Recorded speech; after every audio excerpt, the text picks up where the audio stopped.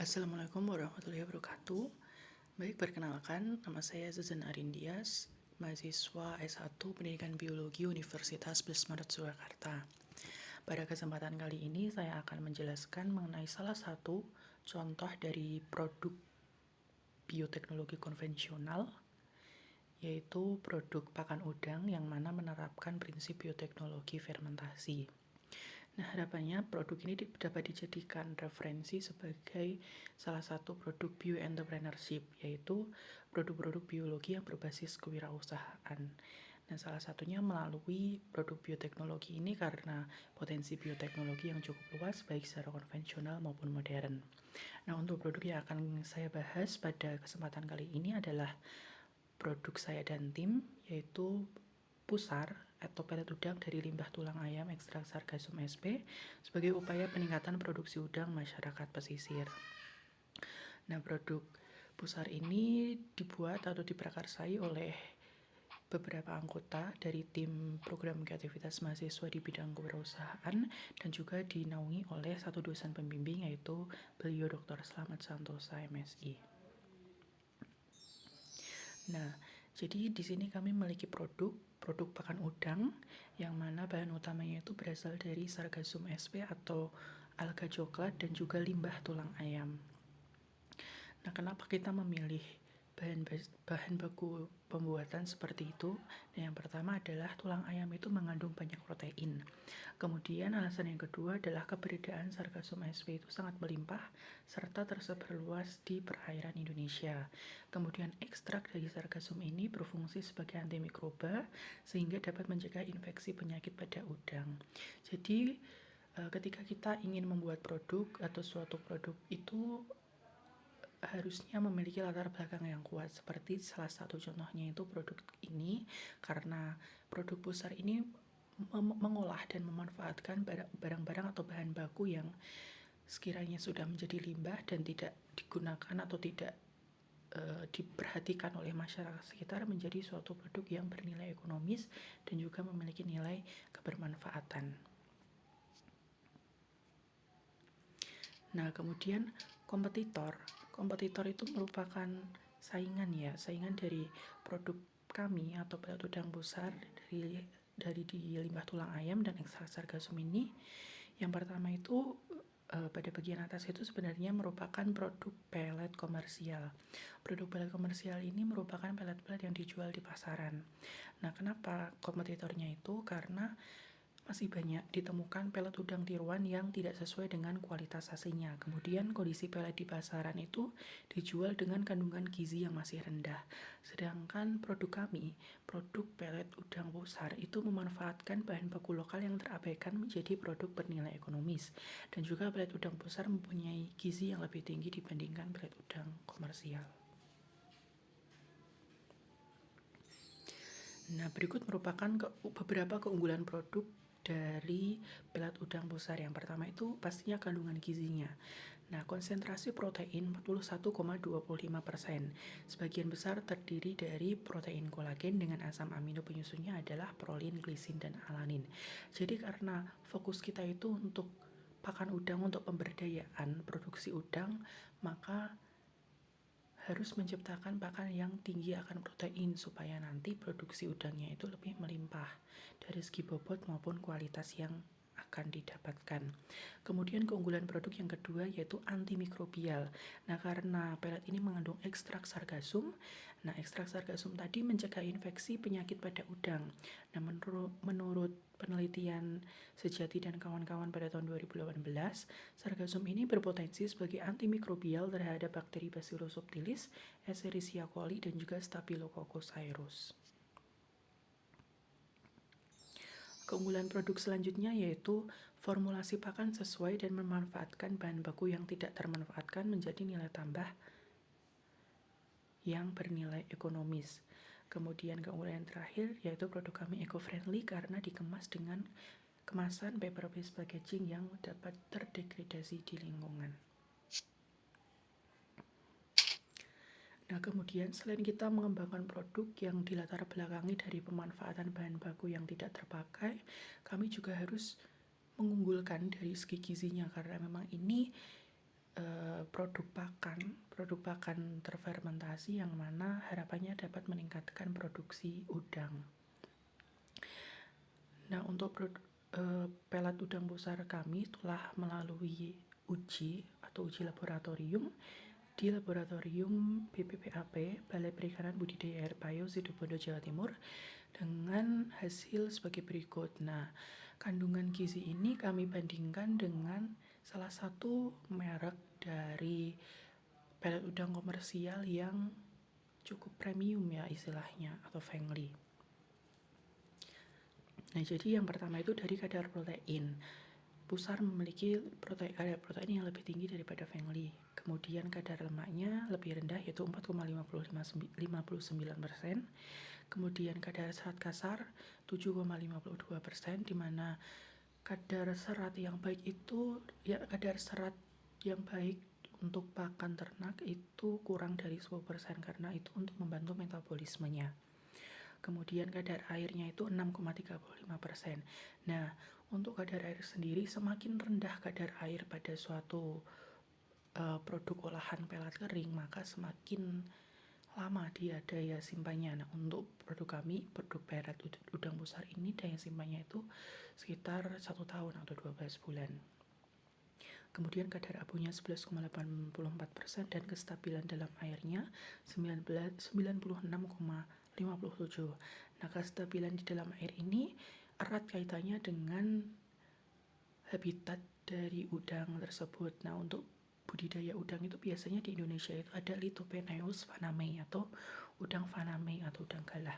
Nah, itu biasanya kan mereka habitatnya atau perilakunya itu mereka di dasar tambak, di dasar waduk ataupun di dasar sungai gitu ya. Jadi pakannya itu juga harus pakan tipe pakan yang tenggelam. Nah, semakin tinggi kestabilan di dalam air, maka semakin tinggi pula potensi udang-udang tersebut untuk menghabiskan pakan yang telah kita buat gitu. Nah, kemudian di sini ada beberapa tahap dalam pembuatan produk bioteknologi konvensional dalam bidang pakan ternak. Yang pertama adalah tahap praproduksi. Untuk tempat produksi kita dilakukan di Karanganyar, kemudian pembelian bahannya itu kita bekerja sama dengan petani alga, kemudian dari pasar tradisional dan juga dari beberapa dari online shop. Untuk alat yang kami gunakan ada beberapa, intinya ada loyang, baskom, kompor, gas, panci, blender, oven, cetakan, dan ayakan.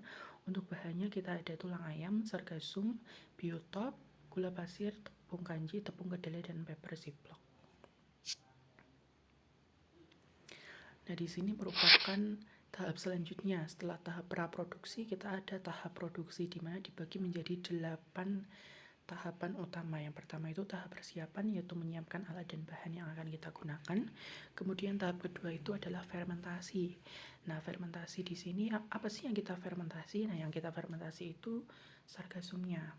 Sargasum atau alga coklatnya itu kita fermentasi dengan menambahkan agen bioaktivator berupa biotop tadi, terus kita biarkan fermentasi selama 1x24 jam.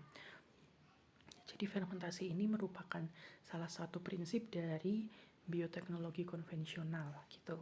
Nah, setelah melalui tahap fermentasi, kita melalui tahap pengovenan.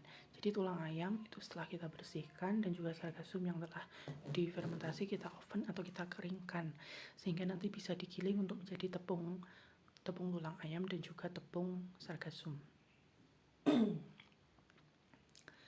Untuk tahap selanjutnya setelah dilakukan penggilingan, maka hasil dari penggilingan tersebut kita campur dengan bahan-bahan yang lain.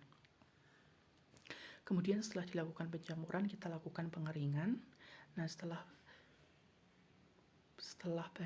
bahan-bahan tersebut kering, maka akan dilakukan penghalusan untuk menciptakan tekstur berupa crumble untuk pelet ini. Jadi pelet itu sebenarnya ada beberapa jenis ya. Nah, untuk pelet udang ini kita menciptakan bentuk yang crumble gitu karena memang sesuai dari anjuran untuk pakan udang berdasarkan kategori usia itu ada yang crumble, ada yang bubuk. Nah, untuk produk kami itu dikhususkan membuat pakan yang berbentuk crumble. Setelah dilakukan penghalusan, maka kita lakukan pengemasan dan juga pengecekan kembali.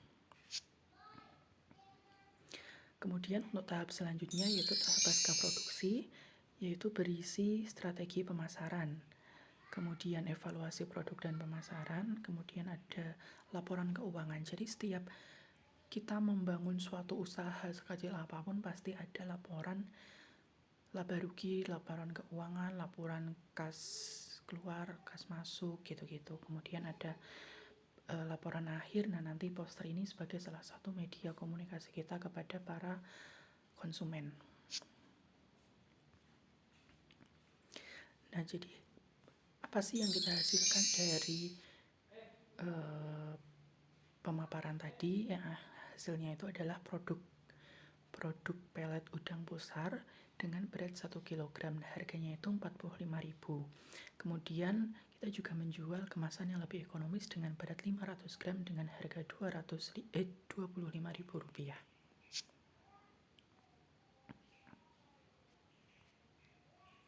Nah, ini merupakan perbandingan pelet udang pusar dengan pelet udang yang lain.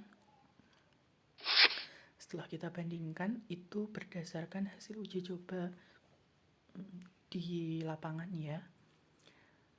Udang yang diberi pakan dari pelet udang besar itu memiliki kenaikan bobot yang lebih signifikan dibandingkan dengan udang-udang yang diberikan pelet merek komersial atau yang ada di pasaran. Nah, di sini merupakan hasil dari peningkatan bobot udang untuk pelet dengan merek komersial 2 itu ukurannya segini pada hasil akhirnya. Untuk komersial 1 ya dia lebih hampir sama, dan untuk produk dari yang kami kembangkan pelet udang pusar menghasilkan udang dengan rata-rata bobot seperti itu. Untuk penelitian uji coba ini kami lakukan selama 45 hari. Jadi selama 45 hari itu kita lakukan uji coba di dalam 3 kolam. Kolam pertama dengan produk pelet udang pusar, kolam kedua dengan komersial 1, dan kolam ketiga dengan produk pelet komersial 2. Nah, komersial ini maksudnya itu pelet yang tersebar di pasaran gitu. Nah, ternyata berdasarkan hasil dari uji coba tersebut, hasil yang memuaskan itu didapatkan dari udang yang diberi pakan dari pelet pusar.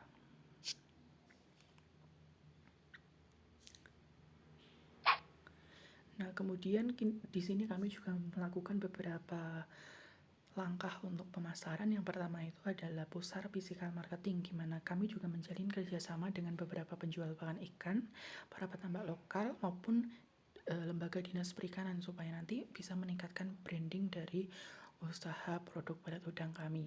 Nah, jadi ketika kita memulai usaha, setelah tadi kita merancang bahan apa saja yang digunakan, alat apa saja yang digunakan, kemudian rencana cara pembuatannya dianalisis apakah sudah sesuai atau tidak, maka kita juga akan memikirkan mengenai pemasaran produk kita supaya produk kita ini sampai di tangan konsumen.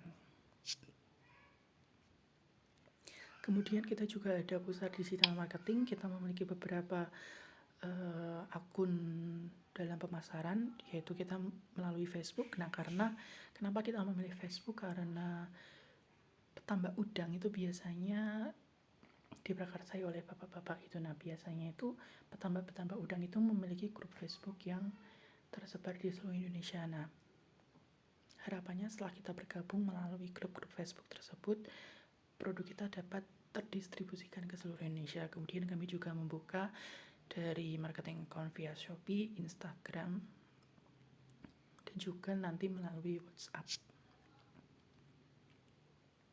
Nah, ini merupakan dokumentasi penjualan online kami. Nah, untuk potensi pengembangan usaha di sini yang pertama itu ada proyeksi penjualan. Yang kedua ada aspek produk, dan yang ketiga ada aspek penjualan. Jadi ketika kita merintis suatu usaha, kita harus tahu usaha kita itu berpotensi atau enggak ke depannya. Potensinya seperti apa, kita analisis, kita lakukan studi literasi. Untuk proyeksi penjualan, untuk pengusaha tambak udang, kemudian penjualan awal itu ditargetkan kita mampu menjual 100 pak, terus bulan selanjutnya naik 2 kali lipat menjadi 200 pak. Kemudian pada aspek produk, itu akan kita lakukan terus inovasi produk yang akan kita kembangkan seperti inovasi ukuran kemasan yang lebih besar dan dengan harga yang lebih murah. Kemudian untuk aspek penjualan, kerjasama dengan pengusaha tambak di Pulau Jawa dan akan memperluas jangkauan customer. Nah, ini merupakan data populasi udang di Pulau Jawa. Bisa kita lihat Jawa Timur menduduki posisi utama populasi udang terbanyak di Pulau Jawa. Jadi kemungkinan besar ini merupakan beberapa target pasar yang akan kita tuju, yaitu ada dari Jawa Timur, Jawa Barat, Jawa Tengah, dan juga Yogyakarta. Dan untuk ke depan kami akan terus menginovasikan dan mendistribusikannya ke seluruh Indonesia. Untuk analisis usaha,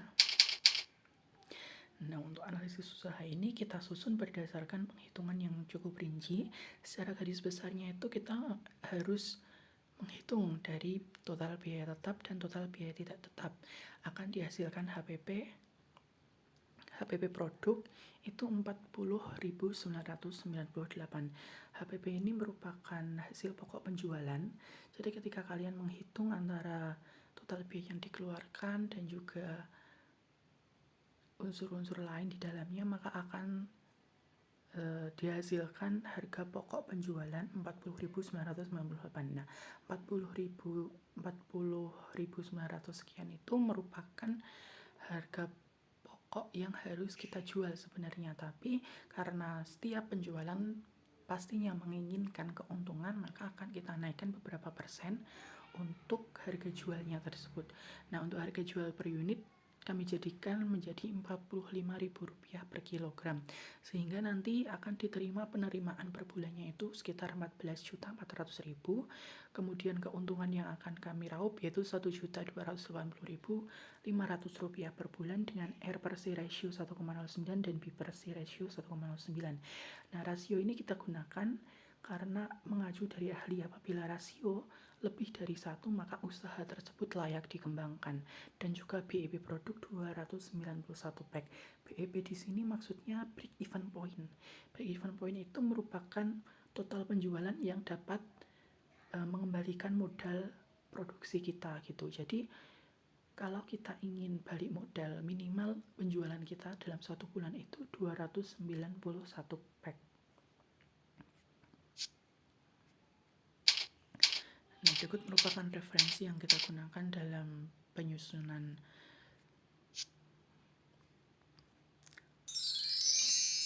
Baik, terima kasih adik-adik sudah mendengarkan mengenai salah satu contoh dari produk bioentrepreneur,